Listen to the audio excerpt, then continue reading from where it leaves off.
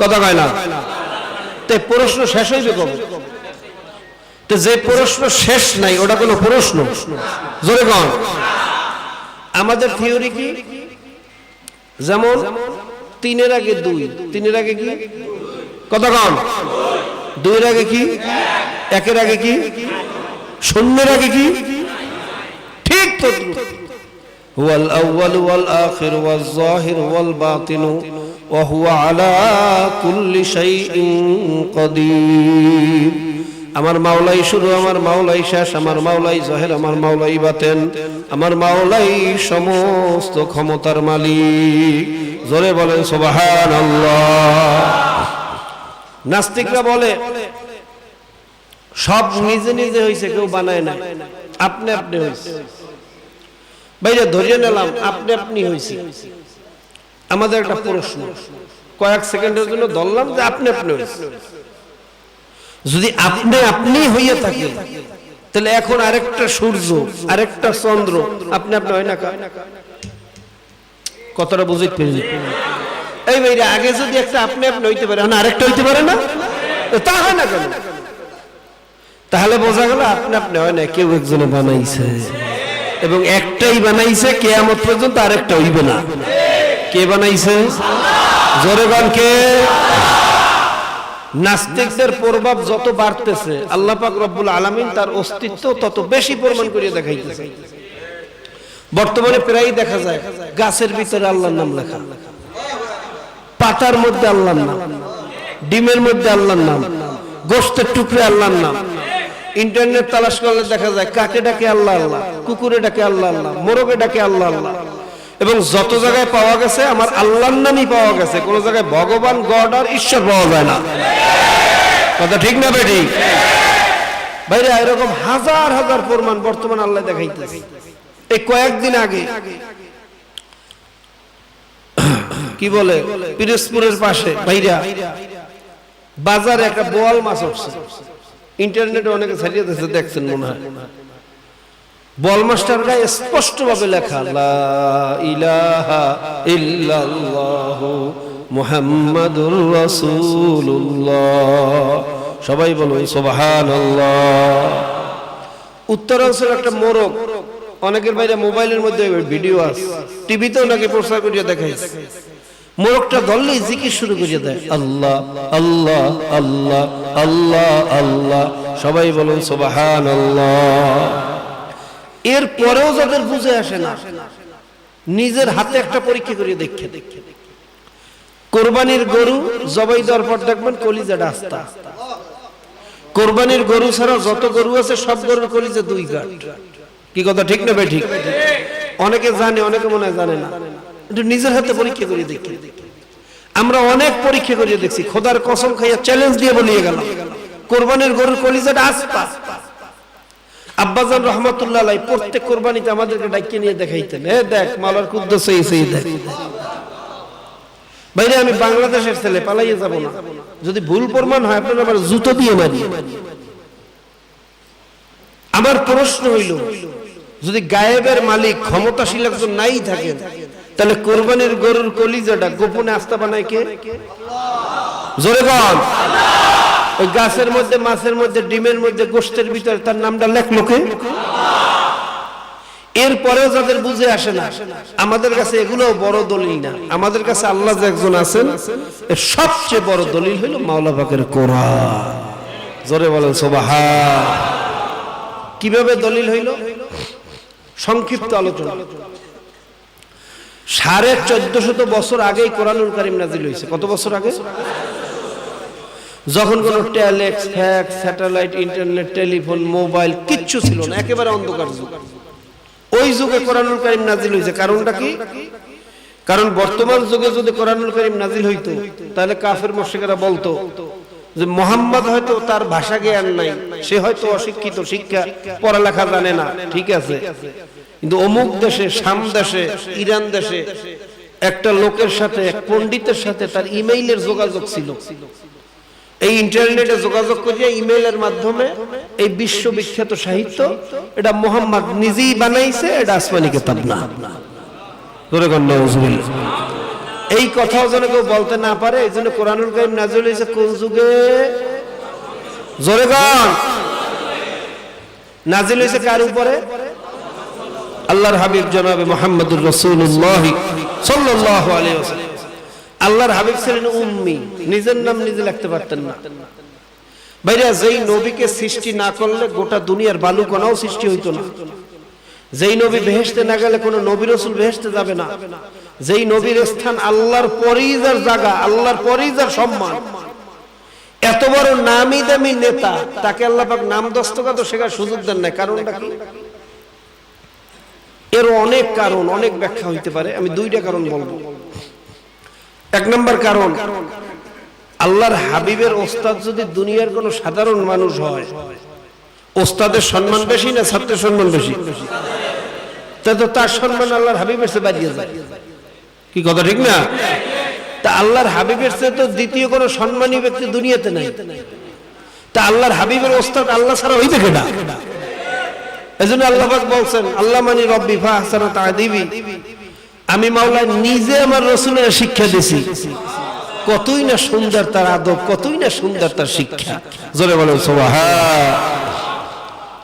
দুই নম্বর কারণ, আল্লাহর হাবিব যদি শিক্ষিত হইতেন তাহলে কাফের মুশরিকরা বলতো যে মুহাম্মদ তো বড় পণ্ডিত মানুষ ছিল, এই বিশ্ববিখ্যাত সাহিত্য এই কোরআনুল কারীম সে নিজেই লেখছে, এটা আসমানি কিতাব না। জোরে বলেন নাউযুবিল্লাহ। এইজন্য আল্লাহর রাসূলকে আল্লাহ পাক নাম দস্তখত শেখার সুযোগ দেন না। জোরে বলেন সুবহান। নাজিল করছে তো করছে, ছোট ছোটি কোনো কিতাব না, 10 পৃষ্ঠা 20 পৃষ্ঠার কিতাব না, 30 পারা কোরআন শরীফ। এবং এই কোরআনুল কারীমের মধ্যে শুধু আসমানের উপরে আর জমিনের নিচে আলোচনা করছে তাই না, দুনিয়া সম্পর্কে আলোচনা আছে না নাই?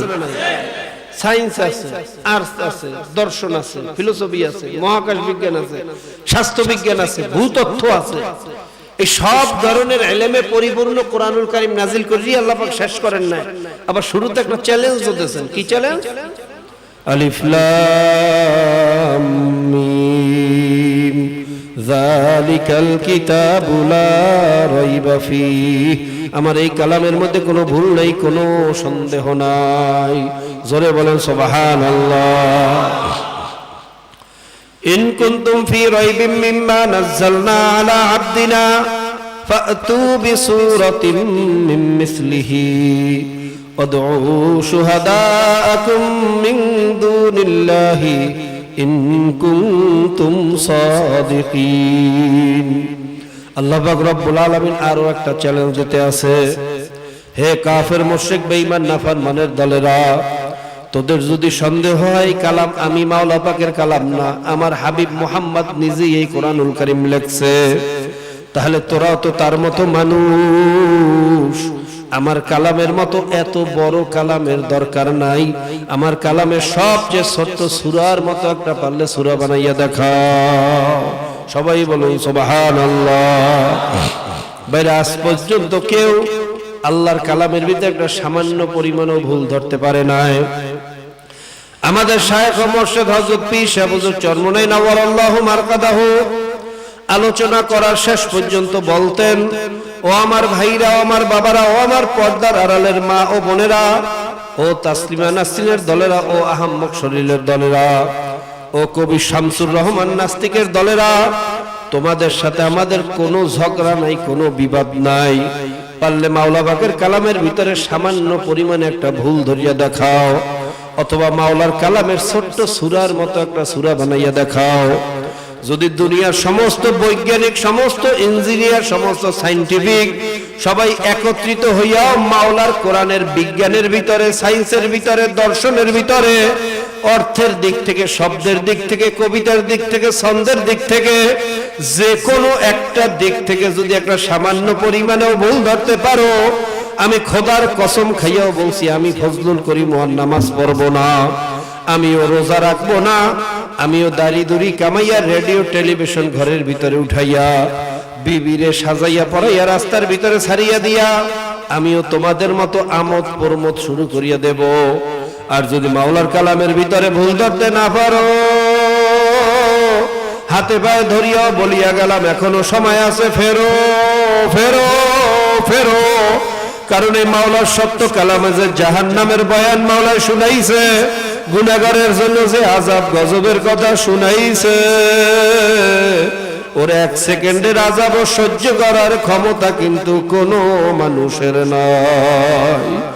কাজী ভাইরা, আমাদেরও আর কোনো ওয়াজ নাই, আর কোনো নসিহত নাই।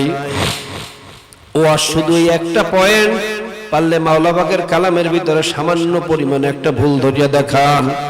ভাইরা, আল্লাহ পাকের কালামে যে চ্যালেঞ্জের আয়াত এখনো আছে, উঠাইয়া নেওয়া হয় নাই। কথা ঠিক না বেঠিক?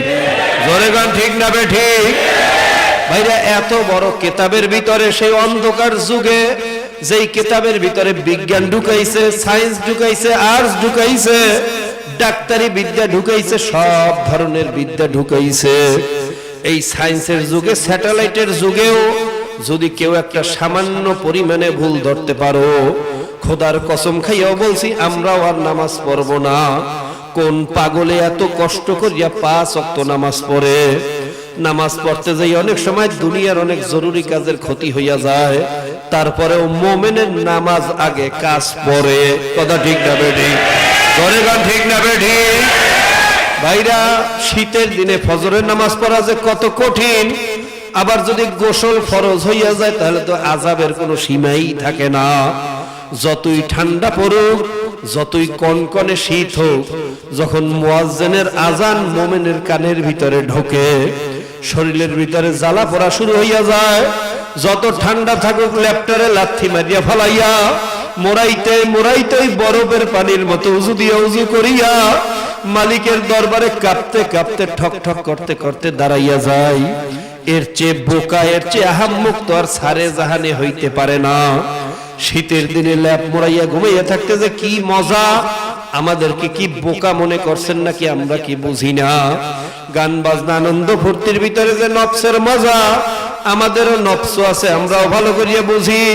বেহায়া বেপর্দা বাইরা মহিলাদের সাথে গল্প গুজাবে যে নফসের মজা, আমাদেরও নফস আছে, বোকা মনে করিয়েন না, আমরাও ভালো করিয়া বুঝি।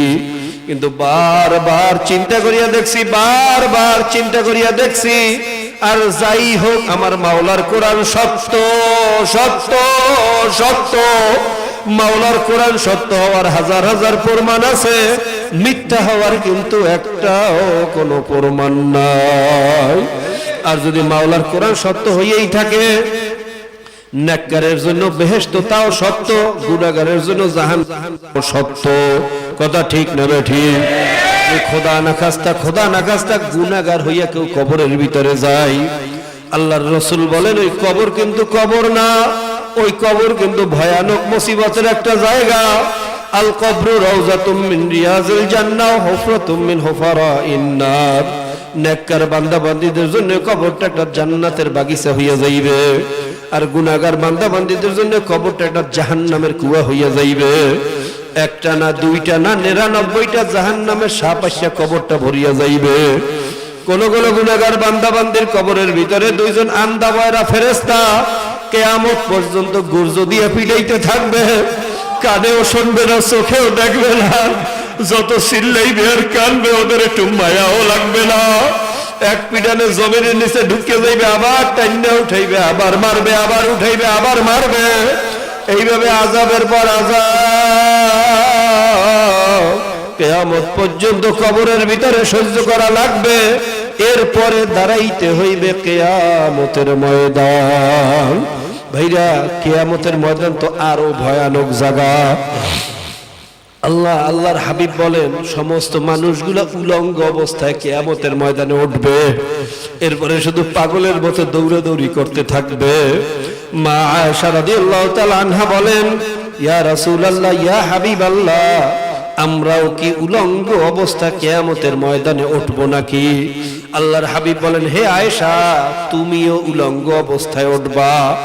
আয়েশা রাদিয়াল্লাহু তাআলা আনহা বলেন, ইয়া রাসূলুল্লাহ, ইয়া হাবিবাল্লাহ, কিয়ামতের ময়দানে কোটি কোটি মানুষের সামনে উলঙ্গ অবস্থায় কেমনে দাঁড়াইয়া থাকবো? আমাদের কি লজ্জা করবে না? আমাদের কি শরম লাগবে না?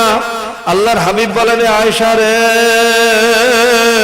ওই কিয়ামতের ময়দানটা এত ভয়ানক, এত কঠিন ময়দান হবে, ওই ময়দানে ওঠার পরে সবার চক্ষু যে উপরের দিকে উঠিয়া থাকবে, নিচের দিকে তাকাবার মতো হুঁশ কোনো মানুষের হবে না, কারো দিকে তাকাবার হুঁশ সবাই কেউ পাবে না। আল্লাহ মাবুদ রে, তুমি আমাদেরকে মাফ করিয়া দাও। ভাইরা, কিয়ামতের ময়দানে এক হাত বা সোয়া হাত মাথার উপরে সূর্যটা আল্লাহ পাক রব্বুল আলামিন উব্বুট করিয়া ছাড়িয়া দিয়া বলবেন, এ সূর্য, তোর ভিতরে যত গরম আছে আজকে ছাড়িয়া দে। গুনাহগার বান্দা বান্দি বুঝুক আমি মাওলা কেমন ক্ষমতাশীল মাওলা। সূর্যের তাপে মাথার তালুগুলা টাস টাস করে ফাটিয়া যাইবে, মগজগুলা ভাতের পাইলার মতো টকবক টকবক করিয়া উতলাইতে থাকবে, জমিনটা পুরিয়া তামা হইয়া যাইবে।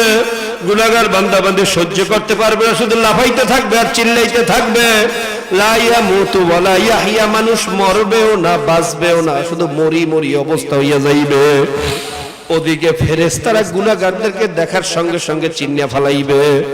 ইউরাফুল মুজরিমুনা বিসিমাহুম ফায়ুখাযু বিন নওয়াসি ওয়াল আকদাম, দেখার সঙ্গে সঙ্গে চেনবে এইটা সুদখোর, এইটা ঘুষখোর, এইটা মদখোর, এইটা জেনাখোর। চেনার সঙ্গে সঙ্গে পাও এবং মাথার দিকে খপ করিয়া ধরিয়া উল্টা দিকে ভাঁজ করিয়া হাড়গুলার কটমট করিয়া ভাঙ্গিয়া ঢিলার মতো ফিক্কা ফিক্কা জাহান্নামের ভিতরে ফলাইতে থাকবে। ওদিকে আল্লাহ পাক রব্বুল আলামিন কখারিয়া সূরাত নিয়ে বিচারকের এজলাসে বসিয়া গোসা ভরা চেহারা নিয়ে ঘোষণা দেবে, লিমানিল মুলকুল ইয়াউম লিল্লাহিল ওয়াহিদিল কাহ্হার। আজকের দিনের সমস্ত বাদশাহী আমার, আজকে সমস্ত ক্ষমতা আমার। পারলে কার কত ক্ষমতা আছে পারলে দেখা। আইনাল মাফার, কে কোথায় ভাগ্যা যাইতে পারো, পারলে ভাগ্যা যা। দুনিয়াতে বসে বহুত নামাজ থেকে ভাগছো, রোজার থেকে ভাগছো, আল্লাহ মাহফিল থেকে ভাগছো, ইসলাম থেকে ভাগছো। আজকে কার ক্ষমতা আছে পারলেই ময়দান থেকে ভাগিয়া যা। ভাগার কোনো জায়গা পাওয়া যাবে না, ক্ষমতা দেখানোরও কোনো ক্ষমতা কোনো মানুষের থাকবে না। ওই জমিনের দাঁড়াইয়া থাকবা, এই ক্ষমতা কোনো মানুষের হবে না। অন্যদিকে ক্ষুধার্ত জাহান্নাম গুনাহগারদেরকে দেখে খাওয়ার জন্য লাফাইয়া লাফাইয়া আসতে থাকবে। ইয়াউমা নাকুলু লিজাহান্নামা হালিম তালাতি ওয়া তাকুলু হাল মিন মাজিদ, হাল মিন মাজিদ। জাহান্নামকে আল্লাহ পাক জিজ্ঞেস করবেন, এ জাহান্নাম, তোর ক্ষুধা মেটছে নাকি, তুই আসুদা হইছো নাকি? জাহান্নাম উত্তরে বলবে, মাবুদ রে, আমার ক্ষুধা মেটে নাই, আমারে আরো দাও, আরো দাও, আরো দাও। ক্ষুধার্ত জাহান্নাম গুনাহগারদেরকে খাওয়ার জন্য পাগলের মতো হইয়া যাইবে। এক একটা শিকলের সাথে 70,000 ফেরেশতা, এরকম হাজার হাজার শিকল দিয়া জাহান্নামকে টানিয়ে রাখতে পারবে না। যখন ফেরেশতারা জোর করিয়া জাহান্নামকে পিছনের দিকে টানিয়ে ধরবে, জাহান্নাম বাধা পাইয়া গুরিম গুরিম আওয়াজ করা শুরু করিয়া দেবে। জাহান্নামের গুরিম গুরিম আওয়াজে কিয়ামতের ময়দানটা থর থর থর থর করে কাঁপতে থাকবে। আল্লাহ রে, কত যে মুসিবত হবে, একটার পর একটা মুসিবত। একদিকে ফেরেশতাদের থাবা, অন্যদিকে জাহান্নামের গুরিম গুরিম আওয়াজ, অন্যদিকে আল্লাহ পাকের গোসা ভরা চেহারা, অন্যদিকে সূর্যের গরম। এই অবস্থা দেখার পরে নবীরা পর্যন্ত হুঁশ হারাইয়া বলবে, মাবুদ রে, আমারে বাঁচাও, আমারে বাঁচাও, আমারে বাঁচাও। সমস্ত নবীরা শুধু বলবে, মাবুদ রে, আমারে বাঁচাও। একমাত্র আমাদের নবী জনাবে মুহাম্মদুর রাসূলুল্লাহ সাল্লাল্লাহু আলাইহি ওয়াসাল্লাম সেজদায় পড়িয়া কানবেন আর বলবেন, রব্বি হাবলি উম্মতি, রব্বি হাবলি উম্মতি, রব্বি হাবলি ইয়া উম্মতি। আল্লাহর রাসূল কানবেন আর বলবেন, মাবুদ আমার উম্মতকে বাঁচাও, আমার উম্মতকে বাঁচাও। মাবুদ তোমার পাক ও ইজ্জতের কসম খাইয়া বলছি, জাহান্নাম যেইভাবে পাগলের মতো হইয়া গেছে, আমার বড় ভয় লাগে কখন জানি আমার উম্মতকে থাবা মারিয়া খাইয়া ফেলায়। তোমার পাক ও জালালিয়াতের কসম খাইয়া বলছি, আজকে যদি একটা উম্মতকেও জাহান্নাম খাইয়া ফেলায়, আমি মুহাম্মদ কিন্তু তোমার বেহেশতে যাব না। আল্লাহর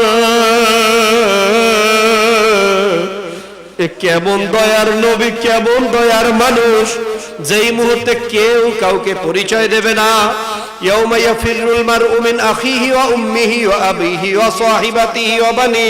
ভাই ভাইকে পরিচয় দেবে না, বাবা মা সন্তানকে পরিচয় দেবে না, সন্তান বাবা মারে চিনবে না।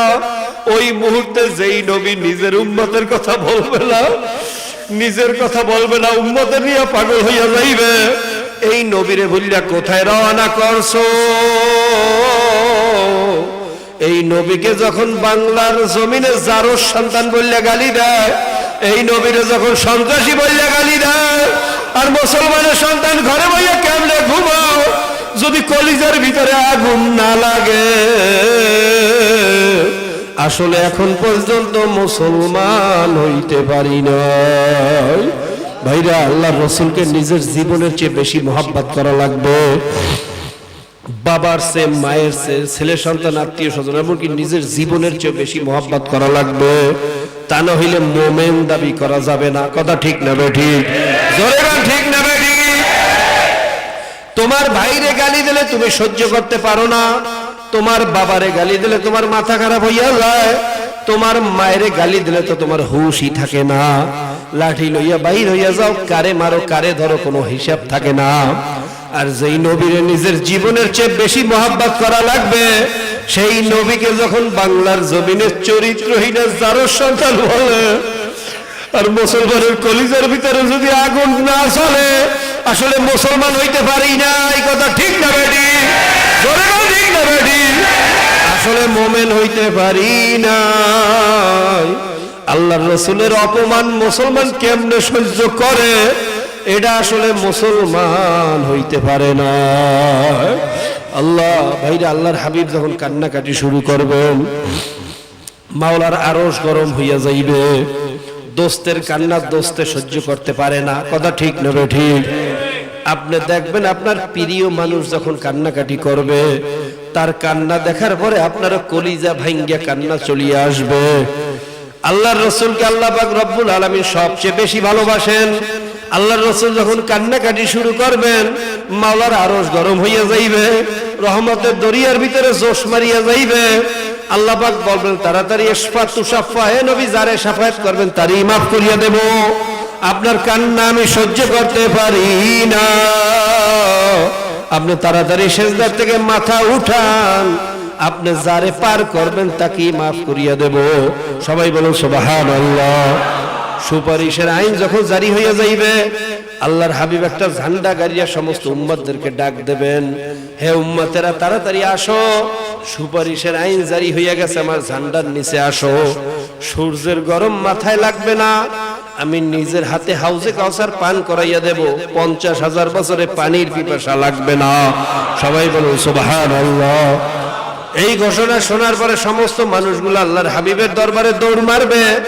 একদল মানুষকে ফেরেশতারা আটকাইয়া রাখবে, তাদেরকে আর যাইতে দেওয়া হবে না।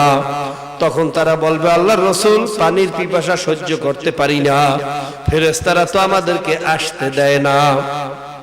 তখন আল্লাহর হাবিব বলবে, ফেরেশতারা আমার উম্মতদেরকে আটকাইও না, তাড়াতাড়ি ছাড়ো, আমি নিজের হাতে হাউজে কাউসার পান করাবো। ফেরেশতারা তখন বলবে, আল্লাহর রাসূল আপনি তো জানেন না, আপনার ইন্তেকালের পরে এরা সারা জীবন আপনার দুশমনি করছে, সুন্নাতের আমল তো করেই নাই, সুন্নতি লোকদেরকে টিটকারি মারছে, দাড়ি টুপিওয়ালা লোকদেরকে দেখে আর নজরে তাকাইছে, তাদেরকে সুযোগ পাইলি অপমান করছে। জোরে কোন নাউজুবিল্লাহ। আপনার তরিকার বিরোধিতা যারা করছে, কুফরি আইন যারা পাশ করছে, তাদের সহযোগিতা করছে, এদেরকে ছাড়া যাবে না, এদেরকে ছাড়ার কোনো আইন নাই। এই কথা শোনার পর আল্লাহর হাবিবের কলিজার ভিতরে কষ্ট লাগিয়া যাইবে। আরে যেই উম্মতের জন্য সারা জীবন কানলাম, যেই উম্মতের চিন্তায় অল্প বয়সে দাড়ি মোছ পাকাইয়া ফাঁকায় ফালাইলাম, যেই উম্মতের জন্য এত চেষ্টা করলাম, এত কান্নাকাটি করলাম, নিজের নিয়ে কোনোদিন চিন্তা করি নাই, সারা জীবন শুধু উম্মতের নিয়ে কানলাম, আর সেই উম্মত আমারে অপমান করছে, আমার বিরোধিতা করছে, আমারে গালি দিয়েছে। আল্লাহর হাবিব কষ্ট পাইয়া তখন বলবেন, সুকাল সুকাল সুকাল সুকাল, দূর হ দূর হ দূর হ, ভাগিয়া যা, তোরা আমার উম্মত না। ভাইরা, ওই মুহূর্তে যদি আল্লাহর হাবিবের দরবার থেকে তাড়াইয়া দেয়, যাবা কই, যাওয়ার কিন্তু কোনো জায়গা থাকবে না। কথা ঠিক না বেঠিক? জোরে কোন ঠিক না বেঠিক? কাজে আল্লাহর হাবিবের খাঁটি উম্মত হওয়া লাগবে। আল্লাহর হাবিবের উম্মত হওয়ার জন্য আল্লাহর হাবিবের সুন্নতের আমল করা লাগবে। মান আহাব্বা সুন্নতি ফাকাদ আহাব্বানি ওয়া মান আহাব্বানি কানা মাইয়া ফিল জান্নাহ। যে আমার সুন্নতকে মোহাব্বত করলো সেজন্য আমি নবীরে মোহাব্বত করলো। জোরে কোন সুবহানাল্লাহ। যে আমার নবীরে আমি নবীরে মোহাব্বত করবে সে আমি নবীর সাথে বেহেশতের ভিতরে চলিয়ে যাইবে। জোরে কোন সুবহানাল্লাহ। কাজী সুন্নতের আমল করাই লাগবে, কোনো গরিমসি করা যাবে না। দাড়ির উপরে অস্ত্র লাগানো যাবে না। দাড়ির উপরে অস্ত্র লাগাইলে আল্লাহর হাবিবের কলিজার ভিতরে অস্ত্র লাগিয়ে যায়। আরে মুসলমানের সন্তান ফুর্তি করিয়া দাড়ি কাটো, আরে আসলে তো আল্লাহর হাবিবের মুহাব্বত অন্তরের ভিতরে নাই। সুন্নতি লেবাস অনুযায়ী চলো না, আল্লাহর হাবিবের মুহাব্বত অন্তরের ভিতরে নাই। আল্লাহর হাবিবের মুহাব্বত ছাড়া বাইরা জান্নাতে যাওয়া উপায় নাই। কথা ঠিক না বেডি? কাজী খাঁটি মুসলমান হইয়া বাইরা ইমান আমল দুরুস্ত করে তারপর কবরে যাওয়া লাগবে। কবরে কিন্তু কোনো পরিচয়, কোনো মুফতিগিরি মুহাদ্দিসগিরিতে কাজ হবে না। আল্লাহর হাবিব তার মেয়ে ফাতেমাকে বলতেছেন, ইয়া ফাতেমা তু আনকিজি নাফসাকি মিনান নার। হে ফাতেমা, তুমি নিজেকে নিজের জাহান্নামের আগুন থেকে বাঁচাইয়া তারপর মাওলার কবরে যাইও। হে ফাতেমা, কবরে যাইও যদি বলো আমি নবীর মেয়ে, এই কথায় কোনো কাজ হবে না মা। ওই আল্লাহর হাবিব যদি তার মেয়েকে এই কথা বলতে পারেন, যেই নবীরে না বানাইলে কিছুই বানানো হইতো না। যেই নবী বেহেশতের ভিতরে না ঢুকলে কেউ বেহেশতে ঢুকতে পারবে না। যেই নবীর স্থান আল্লাহ পাকের পরে বাইরে বেহেশতের ভিতরে একটা জায়গা হইবে, ফি মাকআদি সিদকিন ইনদা মালিকিম মুক্তাদির। মাকআদে সিদক নামক একটা জায়গার ভিতরে সমস্ত বেহেশতীদেরকে নিয়ে আল্লাহ পাক একটা বাইরে মাহফিলের আয়োজন করবে। জোরে কোন সুবহানাল্লাহ। ওই মাহফিলের ভিতরে একটা স্টেজ হবে, 1,00,000 নবী রাসূল ওই স্টেজের ভিতরে আরোহণ করতে পারবেন। ওই স্টেজের ভিতরে চেয়ার হইবে 2টা, একটা হইবে সভাপতির জন্য, আরেকটা হইবে প্রধান অতিথির জন্য। সভাপতি হইবে লা ইলাহা ইল্লাল্লাহ, প্রধান অতিথি হইবে মুহাম্মাদুর রাসূলুল্লাহ। আল্লাহর পরেই যার স্থান, সেই নবী যদি তার মেয়েকে বলতে পারে, হে ফাতেমা সোজা হইয়া কবরে যাইও রে মা, কোন পরিচয় কিন্তু কবর শুনবে না। ভাইরা, তাহলে তোমার আমার মতো মোল্লা মৌলবীর অবস্থা কি হবে? তোমার আমার মতো পীর মুরিদের অবস্থা কি হবে? বুঝতে শুনে কিন্তু কবরে যাওয়া লাগবে। কথা ঠিক না ঠিক? ঈমান আমল ছাড়া কোনো কাজ হবে না। ঈমান আমল দুরুস্ত করে কবরে যাওয়া লাগবে। কাজী প্রত্যেকের জন্য দোয়া করেন, আমার জন্য দোয়া করেন, আমিও সবার জন্য দোয়া করি। মাওলা যেন তার খাঁটি গোলাম হইয়া তাকে চিনিয়া তারপর কবরে যাওয়ার তৌফিক দেয়। প্রত্যেকের জন্য দিল খুলে দোয়া করেন। আল্লাহুম্মা আমিন। মাবুদ রে, একটু মজলিসের দিকে চাইয়া দেখো,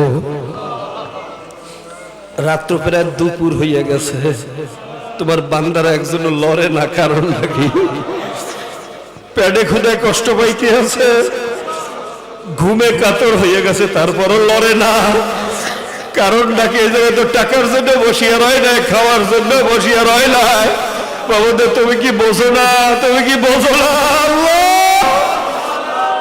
আল্লাহ তোমার মুহাব্বত ছাড়া আর কোনো কারণ হইতে পারে না। একমাত্র তোমার মুহাব্বতে বসিয়া রইছে, একজনেরও খালি হাতে ফিরাইতে পারবা না, একজনকেও মাহরুম ফিরাইয়া দিও না। ভাইরা, 2 ফোঁটা চোখের পানি ছাড়িয়া নিজের গুনার কথা মনে করিয়া একটু মালিকের দরবারে একটু ভালো করে কান দেন আর মাপ চান। যদি কান্না না আসে, কান্নার জন্য চেষ্টা করেন, ভান ধরেন, বাহানা করেন। কারণ হাদিসের ভিতরে আসছে, ইবকু ইবকু ওয়াইল্লাম তাবকু ফাতাবাকু। তোমরা কান্দো কান্দো, যদি কান্না না আসে কান্নার ভান ধরো, বাহানা করো। মুখটারে ভাঙ্গিয়া চলিয়া মাথাটা নত করিয়া কান্নার জন্য চেষ্টা করো, বাহানা করো। দেখবে একসময় আল্লাহর ফজল করে বা চক্ষু দিয়া পানি চলিয়া আসবে। আর যদি মাওলার ভয়ে মাওলার মুহাব্বতে চক্ষু দিয়া পানি বাইর হইয়া যায়, মান বাকা মিন খাশিয়াতিল্লাহি ফাকাদ হারামাল্লাহু ওয়া তিলকা আইনা আলান নার, চোখে পানিওয়ালা বান্দা বান্দীদের উপরে জাহান্নামের আগুন হারাম হারাম হারাম। চোখের পানি আমার মাওলাই সহ্য করতে পারে, চোখের পানি বড় দামি জিনিস। আল্লাহ রে বাবুরে তুমি আমাদেরকে মাফ করিয়া দাও। ভাইরা দেখবেন সন্তান যখন কান্নাকাটি শুরু করে, মায়ের বুকের ভিতরে চিনচিন করে ব্যথা শুরু হইয়া যায়। এমন মায়ার সুতা মাওলায় লাগাইয়া রাখছে, সন্তানের কান্না মায়ে সহ্য করতে পারে না। যত জরুরি কাজ থাকুক সব লাথি মারিয়া ফালাইয়া দৌড়াইয়া যাইয়া সন্তানের কোলের ভিতরে লয়। আমার মাওলা বলে, আমি তোদেরকে তোর মায়ের চেয়েও 1000 গুণে বেশি ভালোবাসি। তোরাও যখন কান্নাকাটি শুরু করো, আবারও সুতার ভিতরে টান লাগিয়া যায়, আমারও মায়ার মোহাব্বতের দরিয়ার ভিতরে জোশ মারিয়া যায়, আমিও সহ্য করতে পারি না। তালাক্তাইতাহু মিন বাঈদ, আমিও দৌড়াইয়া যাইয়া রহমতের কোলে না লইয়া পারি না। আল্লাহ একটু ময়দানের দিকে চাইয়া দেখো, ধানের সাথে যেরকম সিটা বিক্রি হইয়া যায়, ভালো মালের সাথে যেরকম পচা মাল বিক্রি হইয়া যায়, এ আল্লাহ এই মজলিসের ভিতরে গিয়ে একজনও ভালো বান্দা নাই, একটু চাইয়া দেখো। আল্লাহ কত বেগুনা তালবে আলিম, কত কোরআনের হাফেজ, কত ওলামায়ে কেরাম, কত সাদা দাড়িওয়ালা, যাদের কান্নায় তুমি লজ্জা পাও, এরকম মানুষ এখানে আছে। পর্দার আড়ালে কত তোমার প্রিয় বান্দিরা, এর মধ্যে যারে তোমার ভালো লাগে তার উসিলে আমাদের সবাই যে তুমি কবুল করো। যে কোনো একটা ধানের সাথে আমাদের মতো সব সিডা গুলারে ওজন করিয়া লও। আল্লাহ যাদের উসিলায় মাহফিল হইলো, যারা চেষ্টা করলো, খাটনি করলো, দূর দূরান্ত থেকে মাহফিলে যারা হাজির হইল, পর্দার আড়াল থেকে যত মা বোনরাও শরীক হইল, সকলের উপর তোমার খাস রহমত নাজিল করো মাওলা।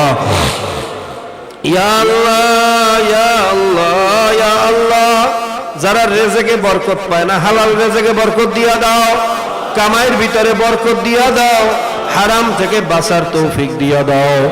ইয়া আল্লাহ হারাম থেকে বাঁচার তৌফিক দিয়া দাও। ইয়া আল্লাহ সারা দুনিয়া মুসলমানরা বড় বিপদে আছে। আল্লাহ আল্লাহ আফগানিস্তানে বোমা ফালাইছে, জানি না কত নিরীহ মানুষ মারা গেছে। আল্লাহ জানি না কত মায়ের বুক খালি হয়ে গেছে।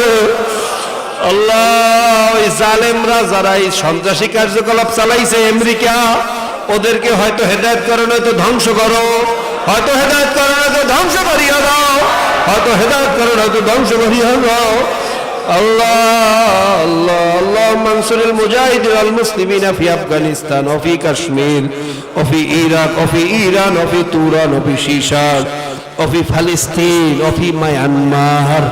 অবশ্যই বিশেষ করে মায়ানমারের মুসলমানরা বড় বিপদের মধ্যে আছে। মায়ানমারের মুসলমানের রক্ত দিয়া কাফেররা হোলি খেলাইতে আছে। আল্লাহ ভাইয়ের সামনে বোনকে ধর্ষণ করে, দিনে দুপুরে মা বোনের ইজ্জত নষ্ট করে। আল্লাহ বাবা মার সামনে আল্লাহ সন্তানকে জবাই করে, শিশু বাচ্চাদের গলার ভিতরে রশি লাগাইয়া রাস্তার ভিতরে কুকুরের বাচ্চার মতো টানে। আল্লাহ তুমি কেমনে সহ্য করো? আল্লাহ আমাদের কলিজা ছিড়িয়া সহ্য করতে পারি না। আমার ভাই বোনদেরকে হেফাজত করো, ওই কাফেরদেরকে হয়তো হেদায়েত করো, নয়তো ধ্বংস করিয়া দাও। اللهم إنا نجعلك في نحورهم ونعوذ بك من شرورهم وقى سيف الله على عنقهم أعدائك وأعداء الدين اهدهم وإن لم يكن فأهلك اهدهم وإن لم يكن فأهلك। সারা দুনিয়ার কাফের মুশরিকদেরকে হেদায়েত নসিব করো, যদি হেদায়েত নসিবে না থাকে তুমি তাদেরকে আল্লাহ ধ্বংস করিয়া দাও, হেদায়েত নসিবে না থাকলে তাদেরকে তুমি ধ্বংস করিয়া দাও। রব্বিরহামহুমা কামা রব্বায়ানি সগীরা। বাবা, বিশেষ করে এই মজলিসের ভিতরে জানি না কার বাবা মা দুনিয়া থেকে বিদায় হইয়া গেছে, জানি না আমার মতো কত এতিম সন্তান এখানে বসিয়া রইছে, জানি না কার কলিজাটা ভাঙিয়া রইছে। আল্লাহ, আমরা দোয়া করলাম তাদের কবরগুলো বেহেশতের বাগান বানাইয়া দাও। বাপ মা দাদা দাদি নানা নানি ভাই বন্ধু স্ত্রী পুত্র পরিজন ওস্তাদ সাগরেদ যার যত প্রিয়জনেরা কবরে আছে, আল্লাহ তোমার হাবিব বলছে কবরবাসী আমাদের দিকে এতিমের মতো চাইয়া থাকে। কখন দোয়া করব, কখন শান্তি হবে। আমরা দোয়া করলাম কবরগুলো বেহেশতের বাগান বানাইয়া দাও। যারা জীবিত আছে তাদেরকে সুস্থ রাখিয়া বেশি বেশি ইবাদত করার তৌফিক দাও। আল্লাহ এই মাদ্রাসা, আল্লাহ এই মুহাম্মাদিয়া ফজলুল উলুম মাদ্রাসার উদ্যোগে আজকে মাহফিল হইছে, আল্লাহ এই মাদ্রাসাকে তুমি কিয়ামত পর্যন্ত কবুল করিয়া দাও। মাদ্রাসার সকল হাওয়ায়েজ গায়বী খাজানা থেকে পুরা করিয়া দাও। এখান থেকে খাঁটি ওরাসাতুল আম্বিয়া তৈয়ার হওয়ার ব্যবস্থা করিয়া দাও। ওয়াসাল্লাল্লাহু তাআলা আলা খায়রি খালকিহি মুহাম্মাদিন ওয়া আলিহি ওয়া আসহাবিহি ওয়া আজওয়াজিহি ওয়া আতবাইহি আজমাইন আরহামনা মাহুম ওয়া সালামুন আলাল মুরসালিন আলহামদুলিল্লাহি রাব্বিল আলামিন। ভাই সবাই বসেন, মাত্র কয়েক মিনিট জরুরি কয়েকটা কথা। তার আগে আমরা প্রত্যেকের গায়ের সাথে গায়ে হাত লাগিয়ে একটু খাস তওবা করি। তওবার মধ্যে নিয়াত করব আল্লাহ পাক রব্বুল আলামিন এই মজলিসে যার তওবা পছন্দ করেন তার উসিলায় যেন আমাদের সকলের তওবা কবুল করে নেন। যার কলবে মাওলার মারিফাতের নূরের বাতি জ্বলিয়া গেছে তার উসিলায় যেন সকলের কলবে মাওলার মারিফাতের নূরের বাতি জ্বলিয়া যায়। মহিলারাও ঘরে বসে নিয়াত করতে পারবেন। আমরা মুমিনদের সাথে নিয়াত করলাম, আল্লাহ পাক রব্বুল আলামিন নিয়ত অনুযায়ী বরকত দান করবেন। সবাই আমার সাথে বলেন আউযু বিল্লাহি মিনাশ শাইতানির রাজীম, বিসমিল্লাহির রহমানির রহিম, আস্তাগফিরুল্লাহ রাব্বি মিন কুল্লি যামবিন ওয়া আতুবু ইলাইহি লা হাওলা ওয়ালা কুওয়াতা ইল্লা বিল্লাহিল আলিয়্যিল আযীম। तौबा क्या मई सब पूरी बातों से और सब पूरी कामों से, ऐ मेरे अल्लाह इस तौबा को कबूल कर और जमात में रसूलुल्लाह सल्लल्लाहु अलैहि वसल्लम के मेरे हशर कर, आमीन। বাইরে যারা এই তরিকার সবক আদায় করতে চান পুরানো মুজাহিদদের থেকে শিখতে পারবেন, আর বাংলাদেশ মুজাহিদ প্রকাশনীর প্রত্যেক কিতাবেও পাবেন। আর যারা মুরিদ হইতে চান বসেন বসেন, এক মিনিট কয়েক মিনিট মজলিসের আদব শেষ পর্যন্ত উপস্থিত থাকা। মাত্র কয়েক মিনিটের জন্য আমরা মজলিসের সাথে কেন বেয়াদবি করবো? একটু বসেন, দোয়া নুস করে আমরা সবাই একসাথে বিদায় হব। যারা মুরিদ হইতে চান এখন থেকে নিয়ত করে আমি চরমনের মুরিদ হয়ে গেলাম, সবক আদায় করতে থাকেন। পরবর্তীতে যখন শায়েখদের পাইবেন হাতে হাতে বয়াত হয়ে যাইয়েন। আর ভাইরা আমরা এই কথা বলি না যে চরমনের মুরিদ হও আর চরমনের দল বাড়াও। চরমনের মুরিদ হওয়া উদ্দেশ্য না খাঁটি মুসলমানের কবরে যাওয়া উদ্দেশ্য। কাজে যারে ভালো লাগে, চরমনে ভালো লাগে না কারে ভালো লাগে তার কাছে যান। আমাদের উদ্দেশ্য হইল ঈমান আমল দুরুস্ত করে যে খাঁটি মুসলমানের কবরে যাওয়া লাগবে। তবে সাবধান, বর্তমান জমানায় এই পীর মুরিদি নিয়েও বিভিন্ন রকমের শয়তানি ব্যবসা বাণিজ্য বাটপারি শুরু হয়ে গেছে। কি কথা ঠিক না? সমস্ত আল্লাহর এই কথার উপরে একমত। কোনটা হক কোনটা বাতিল তোমরা কেমনে চেনবা? দেখবা যেখানে গেলে 5 জনের ভিতরে কমপক্ষে 3 জন সুন্নাত তরিকা অনুযায়ী ঈমান আমল দুরুস্ত হইয়া কলব নরম হইয়া চোখে পানি আসতেছে, নেকের কাজ ধরতেছে, গুনার কাম ছাড়তেছে। এরকম এক হক্কানি আল্লাহর ওলির সোহবাতে যাওয়া যাইতে, তবে যাচাই বাছাই না করিয়া আবার কোন গোমরা উস্তাদ ধরিয়া বাকি জিন্দেগানি খুইয়েন না, বড় ভেজালের জমানা। যাচাই বাছাই করিয়া হক্কানি শায়েখ ধরা লাগবে। কথা ঠিক না? আল্লাহ পাক আমাদের সবাইকে হক্কানি শায়েখ ধরার তৌফিক দান করুন।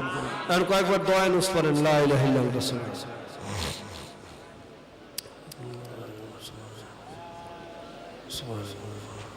আল্লাহুম্মা আমিন। বালা মুসিবতের জন্য দোয়া করেন। আল্লাহ কয়েক মর্তবা দোয়া নুসফাসির বরকতের সকল বালা মুসিবত থেকে হেফাজত করো। হিংসকের হিংসার থেকে, জাদুকরের জাদুর থেকে, জিন ইনসানের শারারাত থেকে আল্লাহ আসমানি বালা আসমানে উঠাই নাও, জমিনি বালা জমিনে দাবাইয়ে দাও। আল্লাহ হালাল রিজকে বরকত দাও, হারাম থেকে বাঁচার তৌফিক দাও। আল্লাহ বিশেষ করে আমরা যারা ব্যারাম পীড়া অসুস্থতায় ভুগতেছি আমাদেরকে সুস্থ রাখিয়া বেশি বেশি তোমার গোলামি করার তৌফিক দাও। আসসালামু আলাল মুরসালিন আলহামদুলিল্লাহি রাব্বিল আলামিন। আসসালামু আলাইকুম ওয়া রাহমাতুল্লাহ।